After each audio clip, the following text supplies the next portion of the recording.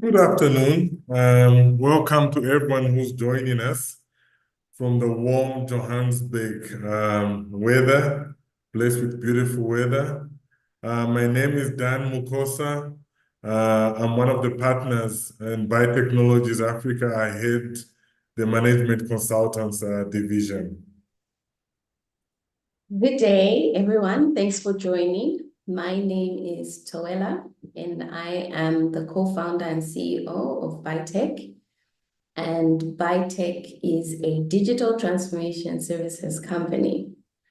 So thank you for joining us. The whole purpose of today, I'm very excited about the conversation that we're going to have today. We are here today because we want to create awareness and share knowledge on strategy execution and monitoring best practice. At the end of today's webinar, you will be in a very good position to take some nuggets and actually take some of the practical tips that you will hear in the webinar and take those back into your organization and see if you can actually practice them. So today is all about awareness, it's all about strategy, and it really is around what is best practice when it comes to strategy. Okay. So let's just get right into it and start talking about strategy execution and monitoring, best practice. So from our last webinar, there was quite a lot of debate in terms of what strategy is. A lot of people use the word strategy, but strategy has a different meaning in a different context. So maybe just to get the ball rolling done, can you just define what strategy is again, but from your perspective? Great, Toela. So I think I did explain in the last conversation that strategy is a very ambiguous term organization use. In fact, the way it's probably used is that any high-level project becomes strategic. And that's what brought the ambiguity, because people are saying that if the CFO or the CEO comes up with a project, isn't that strategic? And I was like, no, it could be very operational. But let's reiterate the term, and then I'll break it down just a little bit, although that's not really the focus of the conversation. That strategy is literally a forward-looking action plan. So it's foresight for the future, which leverages a company's opportunity, strength, market placing, ability to compete, anything the company can use on its side to help it beat the market. When I say beat the market, the company defines what beating the market is. It could be market growth, it could be new inroads, it could be producing new products. It could be being ahead of the curve from an innovation or being the front runners in the organization. But there's something which actually needs to be outperformed. So when we talk about strategy, and we bring it back to kind of original where it came from, it's actually a military term which was there, which was coined to create plans which help an army defeat an enemy which has got some unknown unknowns and known unknowns. So it's not a straightforward where we're just going in, we use our numbers, and then we overwhelm the competition. So in the business sense, the simple version is it's foresight, action plan to try to be competitive in the market. Hopefully now that debunks some ambiguity and between the three operations and levels strategy. done, because last time the conversation was really around the three levels of strategy, what those are, what that looks like. Okay, so there are actually 4 levels, but we're going to keep it to the 3. So the first one is kind of the corporate strategy. So I always simplify it in this way. That's a mandate from the shareholder or from your board. As simple as that. So I don't want to complicate it again. Simple term, your mandate, what is it you want to achieve? Where is it you want to go? And the second level is what people would call kind of the business or the operating strategy, which now converts that mandate into a business plan. So now you have your strategic plans, you have your business plans, you have your budgets, and all the plans we can develop in our corporate, which helps us achieve the shareholder mandate or the board objectives. Then once you have the business plan, it has to be executed. The plan doesn't kind of sort of work it here. So we break it down kind of to the functional strategy where each function or each business unit, each business, output driven department breaks down their contribution to the strategy. They come and say, okay, from this big mandate and this plan, this is what we're going to do to contribute to it. So then it's got the 3 levels, and then you can break it down to literally to the individual, where the individual, which could be a line function, which could be a supervisor, comes and says, what does this mean for me to have the strategy? So that's generally the definition of how you break down the strategy in the organization. And I think that's what brings a lot of ambiguity, because somebody sees the function strategy and comes and says, yeah, but I'm doing strategy. I'm like, yeah, but we're talking about kind of where it starts from, the intent of the shareholder. Where is it captured, and what exactly are we doing about it? I hope that generally, that's what should be the 3 clarifies it. levels. So thank you. I hope that puts that argument to rest. So it's the corporate strategy, business strategy, and then the functional strategy. And then lower level, we get down to the individual strategy. So now let's talk about execution, right? In your experience, I mean, you've got a lot of experience and working with different customers in different industries, public sector, private sector. For a successful execution to happen, what would best practice look like? So if someone had a checklist, what would they need to tick off to make sure that, you know, they're executing that strategy well? Okay.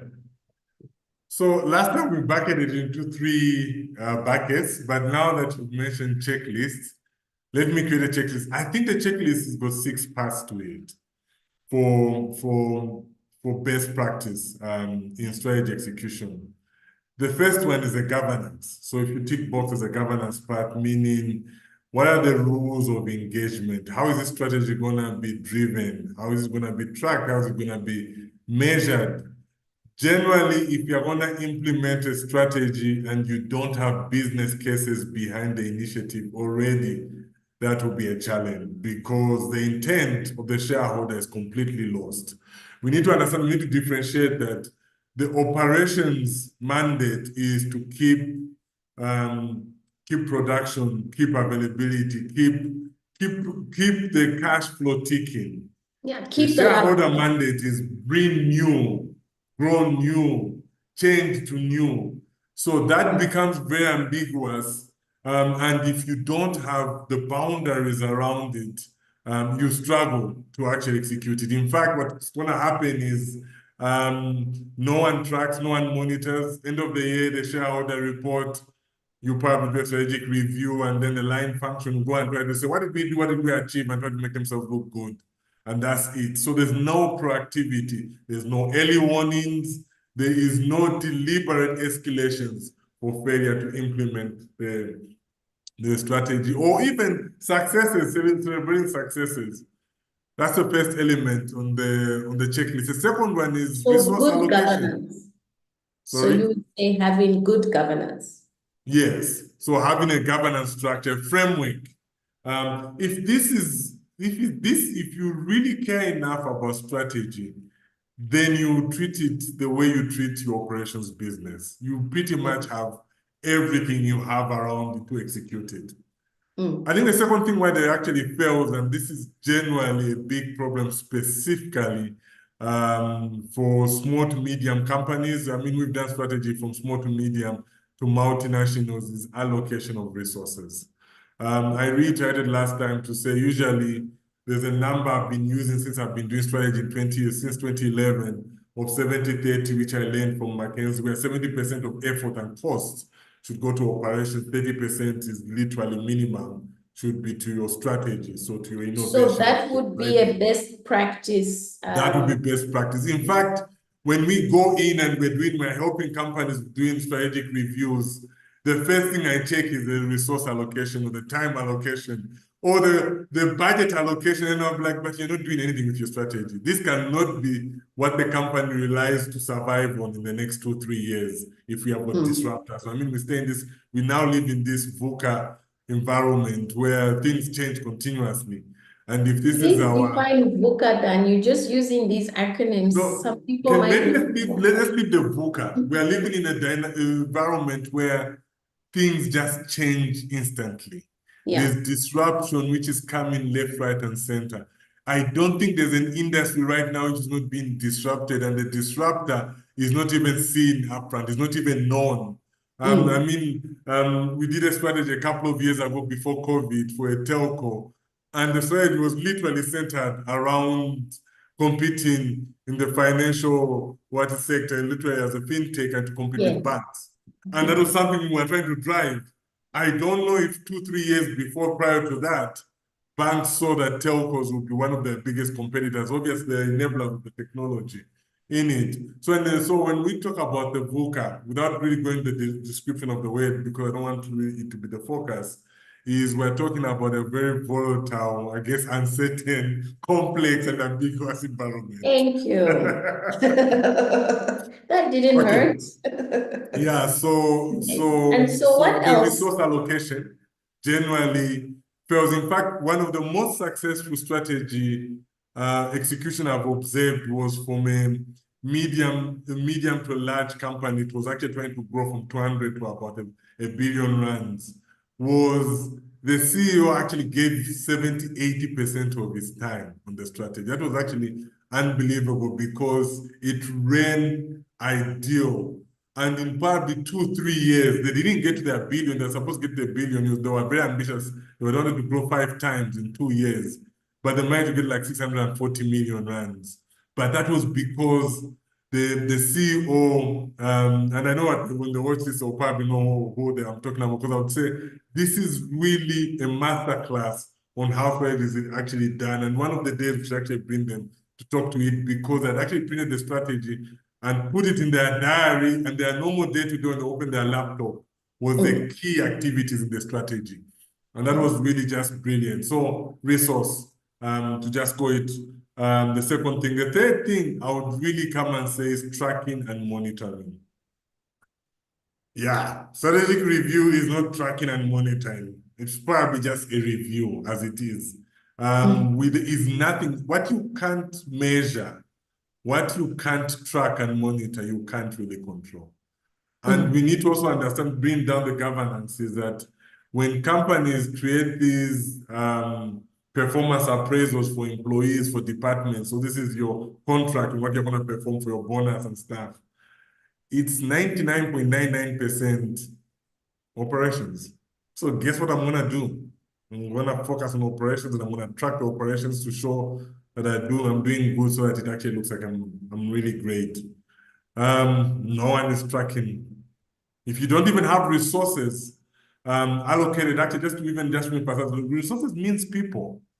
Without people dedicated to actually implement strategy, I think I just said about the CEO. What the CEO did is that he brought people to work. She brought people to work in the office of the CEO just to help her focus and make sure that there's outputs and the impact we talked about last time, the impact on the strategy is achieved, not the results of the initiative being executed.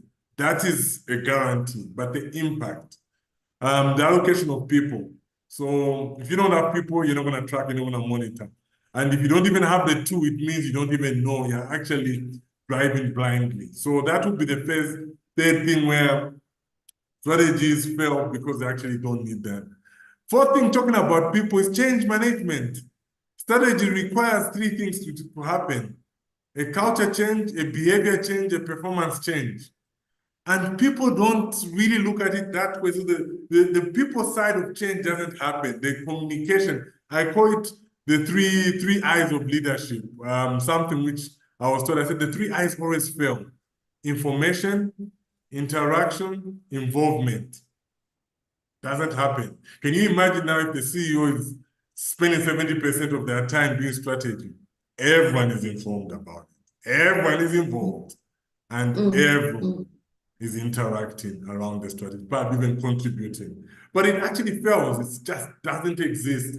So you find that we're coming up with this new technology, new innovation, new market placement, but we're not taking our people with. We just assume just suddenly it's actually going to happen without really putting, our effort. Number 5, champion. A strategy needs to be championed. I think I re-emphasized, I talked about it under the people. I said ideally it should be a CEO. It's not going to be the CEO, let's be honest. Especially in the multinationals, where they are very busy. They are preoccupied, commercial sales they need to do, and they need to be able to drive. That's not going to happen. Perhaps the next person, the CFO. But what I said last time is I said anyone who's got interest in creating shared value can be the champion. So they have to be C-suite, so there has to be value created for the shareholder, the organization, the employee. Anyone who's got interest in that should actually champion it. You find that usually there's no champion. We get a strategy from the board. I mean, I sit on 6 boards, so I understand. You give it to line function, then you come and say, when they want the feedback, we get together, we do some reports. There's no sponsorship there. There's no escalation mechanism. And like I said, everyone else is doing operations. Who's going to care? But I mean, one of the utilities we worked with, they were doing 110% operations because they were not meeting the customer's need. I kept on telling them, you've got such an ambitious strategy, you might as well just scrap it because no one even bothers looks at it. The last thing is you need a roadmap.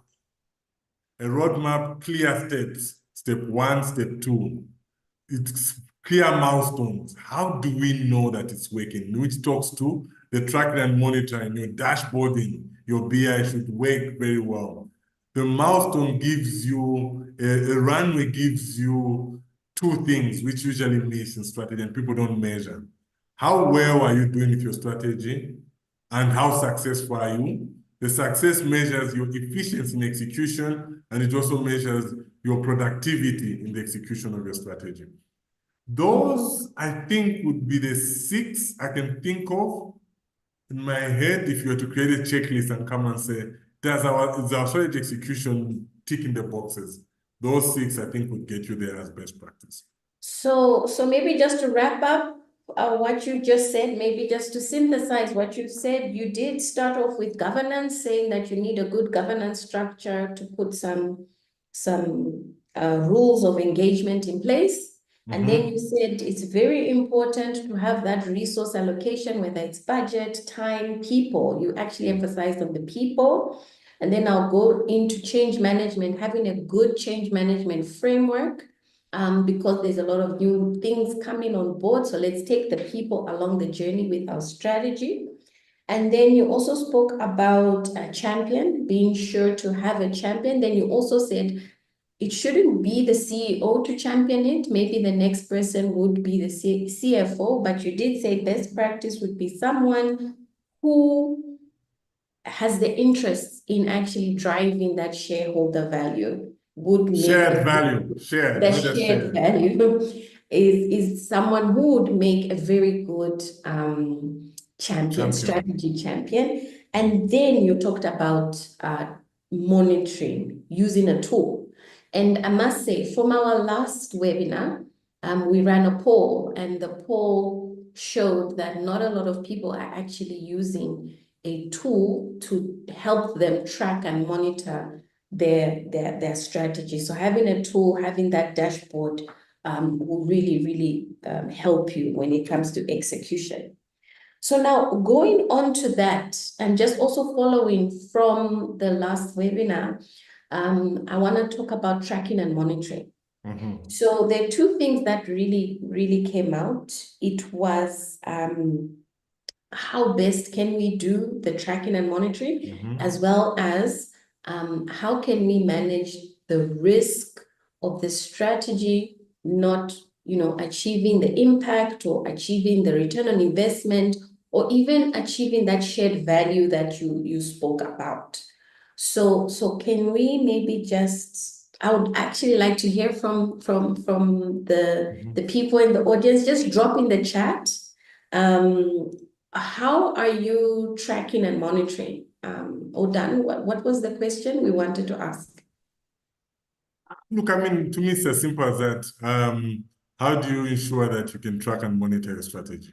How do you know it's efficient? How do you know it's actually being done? It's been done at the right pace and done correctly. So we are respecting it to be the plan which takes us to be a market leader, to be able to beat the market. So let's give it that respect. What have you done to show that that is actually happening?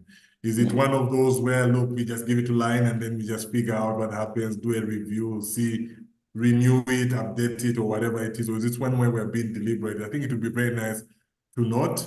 I think just following from last week, yes, when we do the poll, there was anyone who said they're actually tracking and monitoring. I think everyone just says we pretty much do the review and then we kind of sort of figure it out how it goes. To be nice to know what people do, if there's anything they do different, what tools they're using to do it. That would be beautiful.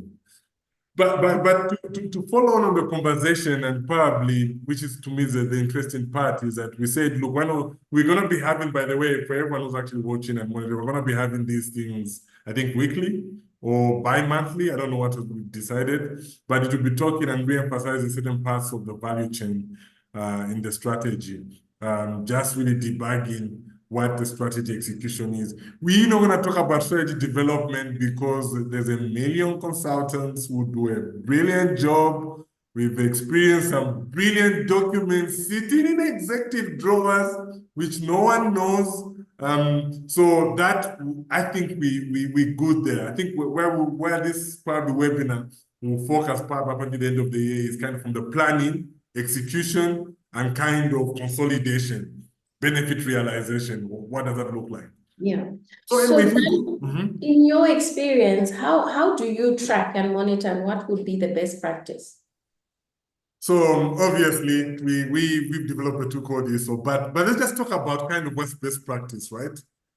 So for the fact that strategy is ambiguous and it's competing with resources, it's competing with operations, it's competing with time, it hardly has any budget allocated to it, it becomes a tricky thing to track. Then the second issue is also around tracking, which is very difficult, is that strategy is not treated in the respect it deserves. What that means is that the initiative should be driven using best practice. Some project management framework should drive the initiative so that you can track, monitor it, right? Yes. That usually doesn't happen. You give it, and then there's some guy who's just doing it randomly. And like I said, generally, 99.9% of the time, you don't even have a business case. Why is that a problem? It brings problem number 3. The intent, the strategy intent is not the implementation result. Let me explain that. I think I'm going to explain that part up until the end of the year. If our strategy is to increase capability, me going through an initiative in HR to do training does not achieve the strategy. It just achieves the initiative of doing training. Do we know if the training has worked? Do we have the competency level at the right level? And most importantly, if we go to the strategy intent, has the productivity improved, the efficiency improved, has the reputation, our customer centricity improved? When we develop these strategic pillars, we have an intent around the strategic pillars, which never, if you don't have a proper business case, goes into the project. So you will find that somebody will give HR your job. I mean, we run a digital company. We get the HR to go and train people, but do we know if it's the right training? Do we know if the training has worked? And this would be our 5-year strategy. Do you know the training could actually take a month? And then we'll be like, done. That's not done. There's nothing done there, actually. It's done from the initiative driving to enable you to achieve your intent, but you still need to monitor and check. Now that we've trained, what was the reason for training? No, we're training because we believed we can do more with less. So has the productivity gone up? Has the rate of output improved? And one of the things we need to focus on is that intent in the strategy. Yes. Are we achieving the intent of the strategy as opposed to ticking a box because an initiative has been done? Generally, over post-COVID strategies have now gone to be 2 years. I remember once upon a time when I started doing strategy, we did a 15-year strategy for a big organization I was working for at the time. I think right now, even when people ask me to go 5 years, I'm like, hold up, we can think about the intent, but let's maybe do 2 years with a 3-year look ahead, assuming we're going to have a tailwind with the 2 years to help us boost us to continue on the path. But we need to probably assess and review. So when it comes to monitoring and tracking, we are trying to monitor the efficiency of it. We are trying to monitor the allocation. If we even think about the checkbox, right? Those 6 things. Now I'm even forgetting the checklist. Right, the checklist. I think 5 of those things could be monitored and tracked. Yeah. And that gives you the assurance. It doesn't guarantee leadership. A strategy will be achieved, but it gives you the assurance we're on the right path. It assures us we're on the right path. And as things are changing, because we are tracking and monitoring, we're adapting. I always use this analogy to my clients. We've been using a lot of ways for our traffic. In Joburg, we do have a lot of traffic during peak period and stuff like that, for whoever you're watching. I've been using this analogy to say, you see, when you drive, your strategy is your destination. I'm going home, it's peak afternoon period. But as you go along, people are updating and it's telling you there's an accident, there's roadblocks, just in case you get some traffic fines or whatever it is. But it gives you the guidance and you change. You don't just get in and sit and come and say, I know the route, it will take me there. Yes, probably most of the time it will get you there. But there's going to be those times when things change. You've got a headwind and not a tailwind against your plan, and everything is messed up, and suddenly it's inconveniences you. So the tracking and monitoring is meant to do that. Obviously, with us having done strategy so many times with different clients, we've literally developed a tool, right? We've developed a tool which does pretty much everything from planning to benefit realization. And we have a module which really just talks to how do you monitor your strategy and what insights can you get to create your early warnings, to be able to escalate and manage the risk on the business case. Yeah, just explain that risk of the business case, because it talks to the strategy intent to say, are we at risk of not achieving that strategy intent? So it's quite different from a project risk. Yeah, so they are not mutually exclusive. So the project risk could, or the initiative risk could be affect the strategic risk or the business case risk or the shareholder mandate. So I keep going there because I want to differentiate. A good example would be something like this. We talked about capability, right? A strategy risk would be we don't find trainers or people not attending. So it's delaying or not being capable, right? A strategic risk would be COVID happening and people can't now do the physical training for some reason. So something happens which is going to affect the benefit realization. The benefit of the training was we're going to improve productivity. Another good example for improving productivity is suddenly the raw materials or whatever for some production are not available. That affects productivity. So if your strategy from the beginning did not address the known unknowns and the unknown unknowns, you have a problem. You can't really check. So when we are doing the risks, is to try to measure and manage the known unknowns and unknown unknowns. So something comes up in the macro, you have this platform, if let's say you get an ISO, you've got an AI which says your strategy is actually affected by the new tariffs from America. This becomes a risk. So as much as all line functions are implementing, they're going ahead, they are chasing their bonus, by the way, right? They will come and tell you, the tariff is not my problem. The I like individual to have control. strategy. I want my money.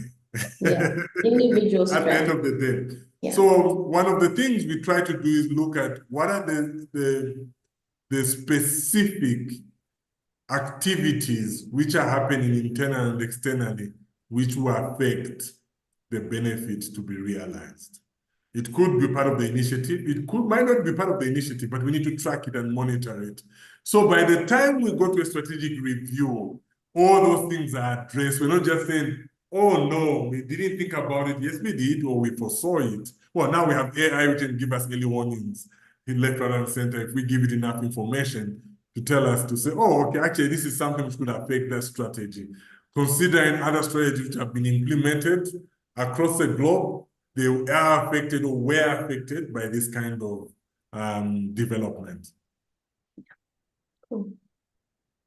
Okay, so in the next 30 minutes, maybe if you can just deep dive a bit more into some tracking and monitoring, maybe some KPIs that you would suggest people use when it comes to tracking and monitoring using dashboards. Okay, so obviously I could talk to them the whole day. It's something I'm passionate about, but what I would rather do is kind of sort of show and just go through what kind of a brilliant one would actually look like, right? So let me just share my screen. Hopefully today I've got more success in sharing my screen. Share.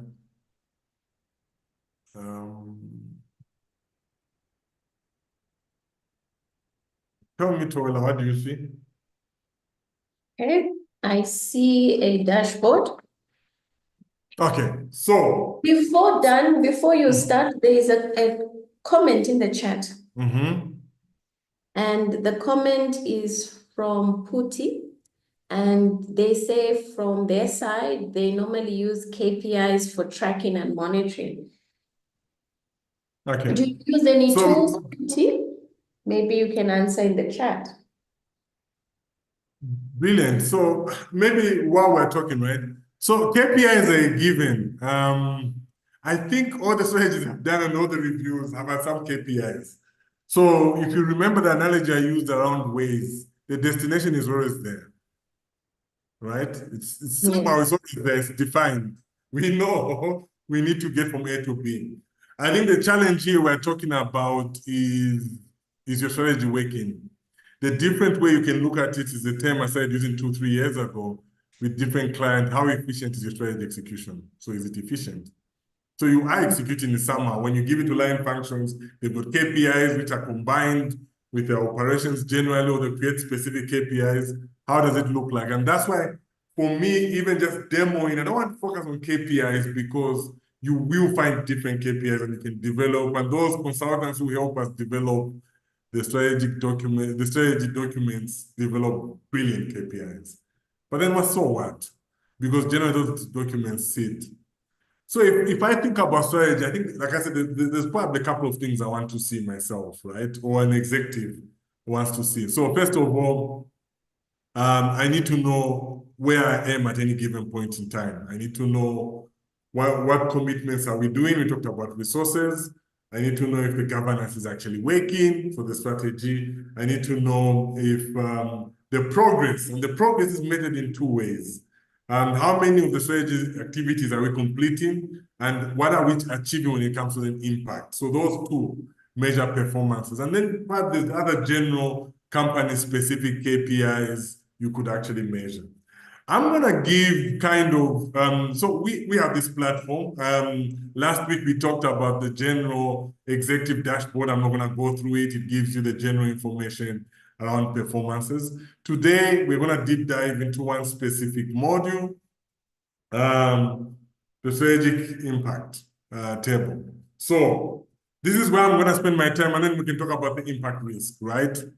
So we've infused AI in our initiatives, tracking tool, where we try to get leadership to understand what is working, what is not working, and understand if their strategy is actually performing. So those are three answers we are answering to those C-suite executives whose biggest interest is centered around shareholder value. So if you look, I'm just going to go through like what we did last week. We're not going to go into details, just say what kind of information you can actually have. So we generally have kind of high-level insights generated by a bot in the background. It tells you the overall performance of the strategy. So we measure. So we have all these KPIs, objectives, sub-objectives. All of them are being executed at any given point. It's a 5-year strategy. Where are we percentage-wise? And we try to align everything to a percentage because everyone will understand it. So if you look at here, we are saying our strategy is actually 34% out of 75. This is dummy data, so we couldn't use the client's data for this analysis, but it gives you a good example. It's actually close when the customers. Sub-objectives, only 11 of the sub-objectives are completed across the strategy. So you already know that we're not really doing, or maybe we're not behind. The critical areas of the strategy, growth, operations, these will be like your pillars or your high-level objectives. The leading category is ESG is performing exceptionally well. So if you think about it, we are trying to make the strategy operational, where it literally has a dashboard which is functioning. I mean, if we went to the overview, going back to the overview, this is changing by the minute. We have alarms to identify, to warn you. We have notifications which come on your phone because this is mobile friendly, and your email at the same time if you're the sponsor. So what we're trying to do here is trying to make sure that it becomes a deliberate attempt to achieve your strategy. And it goes back to the term I brought up in the first webinar, disciplined execution. You are not going to be disciplined if you don't track, monitor, you don't have a framework, and you don't have accountability.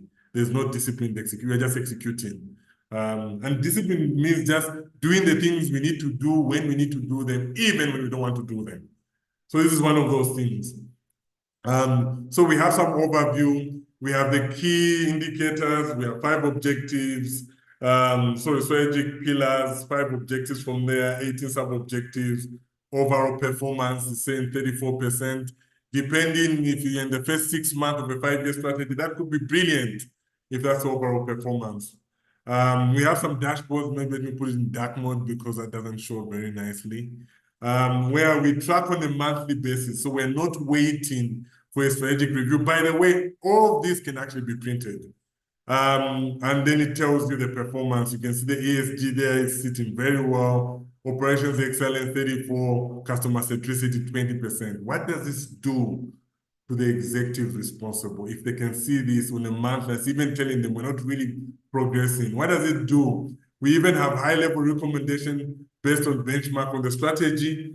This is AI generated, so it's not, so it's generating the system where it tells you the critical areas you should be focusing on, from strategic areas, the underperforming areas. Then it gives you a nice summary. So this company's got 1, 2, 3, 4, 5, 6 pillars. Each one having different objectives. One has got 3, 2, 3, okay, some's got 0. And then it tells you the performance and the status. 2 different things.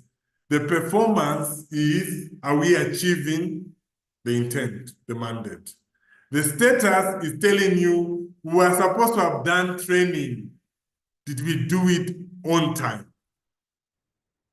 This average performance incorporates 4 or 5 different, so it's an index, a percentage index, levers where it's looking at the different things which contribute to achieving the impact. And it's updated on a daily, monthly, depending on the company, based on what the intent was and how it's been captured, hopefully in a business case, or at least captured on the system. So it gives you a good summary, which you can also print, and it tells you to say, look, status-wise, we're not doing very well on the sub-objectives. The sub-objectives are the initiative, the actions, high-level actions. Or you can bring it down to be the functional strategy line items. So it's telling you this one has got 4, 6, and so on and so on. The next part just tells you where the effort is put. You can see operation excellence is taking up 37% of our strategic effort, or at least initiatives which have been done. So you can see from there, it already gives you the biasness of what the strategy is. So if the mandate from shareholder is growth or customer centricity or innovation, this is already skewed because it's telling you you're not giving the effort you should actually give to that part of the plan, part of the strategy. Obviously, it breaks it down and it tells you the percentage contribution of each pillar. You can see it as just a repeat of information. And then the last information tells you the status of the sub-object, the initiatives, those functional line items, how many have been achieved. So to get that 34% overall performance for the whole strategy, we've only been able to complete 11% of our sub-objective.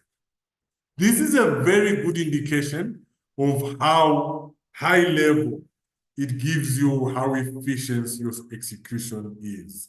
The last part of it goes to the impact, strategic impact. So we call it a strategic impact.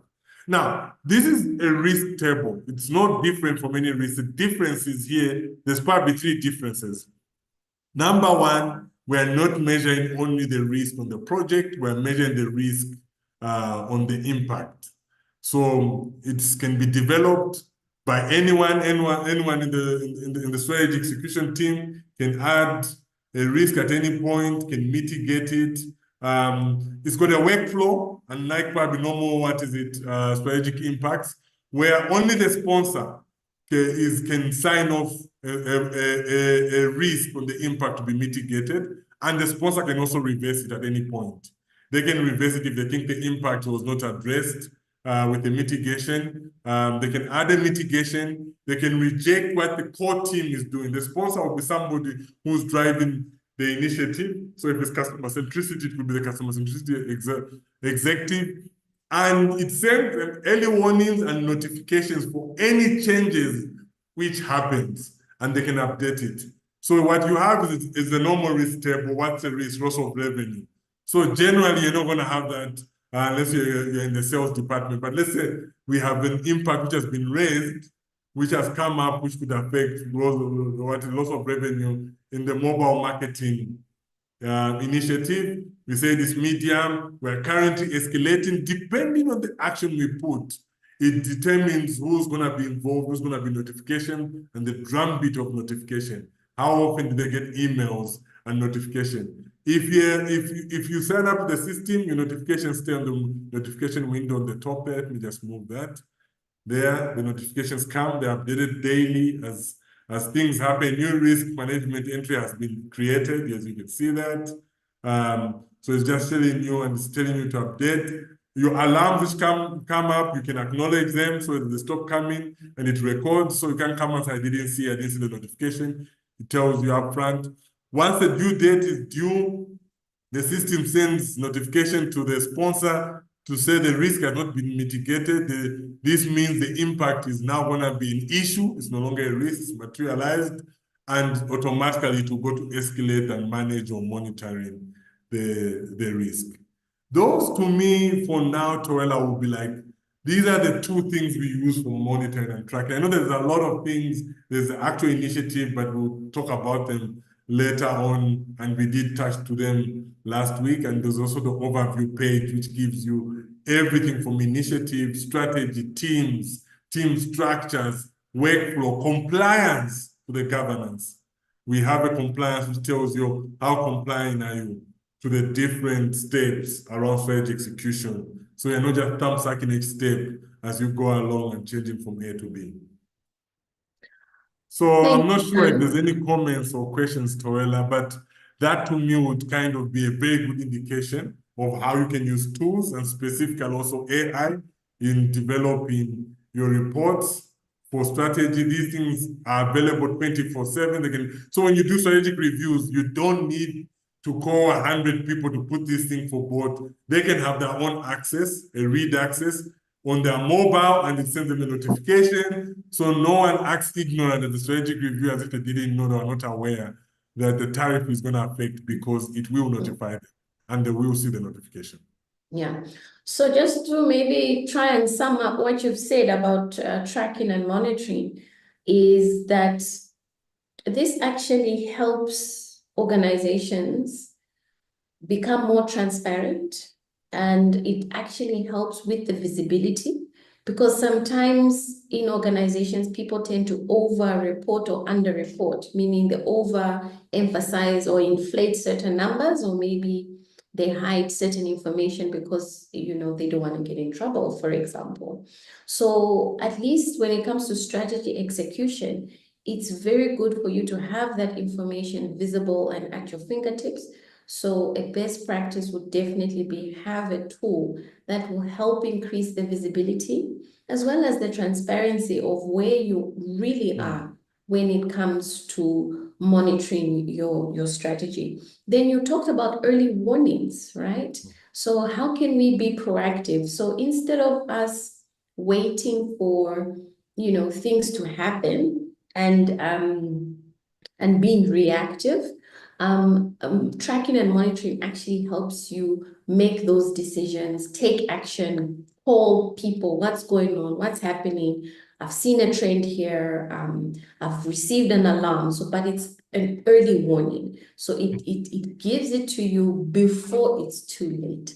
So I think that's another benefit when it comes to tracking and monitoring. And lastly, it's just the notifications, right? Let's get more information. Dan talked about the 3 I's in leadership. Let's get that information. And what way to get it is by through notifications, so that you can then have that site. Maybe you get a notification in an email, or maybe if you come onto the app and you go into your notifications pane, you can actually see what has been happening in the last week, the last month, or whatever it is. And I think those are just some of the things that you can actually try to help you when it comes to effective strategy execution using best practice. Are there any questions that any of you would like to ask us before we wrap up?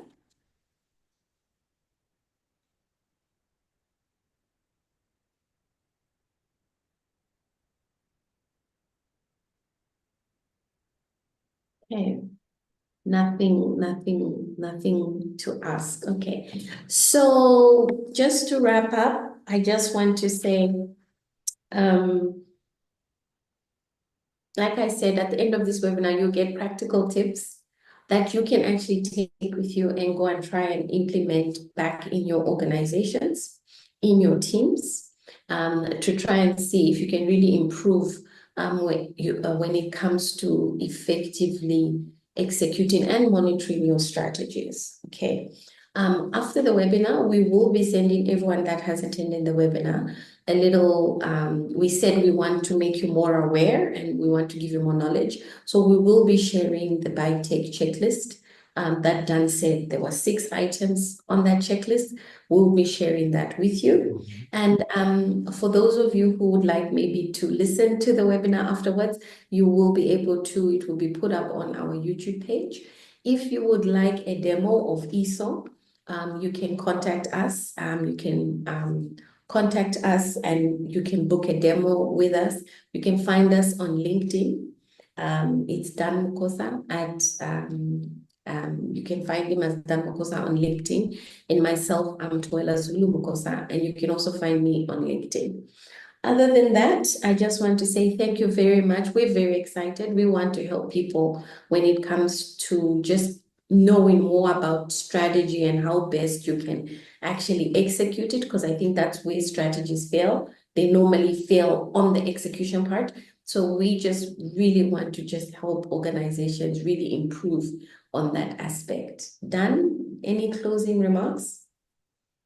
Look, I think for me, we're going to keep having this conversation, I think, to the end of the year. I'm not sure if we'll be doing it weekly or bi-monthly, but I think we'll be touching on different topics around strategy execution. It's something we can talk about quite a lot because of how the term is used but not implemented, and also just helping people just be aware, because I think once you start doing that, then you start seeing how the technology fits in to enable a success implementation of strategy. But thanks very much for whoever has attended and has actually made the time to listen to us. We really appreciate it. And looking forward to more engagements going forward.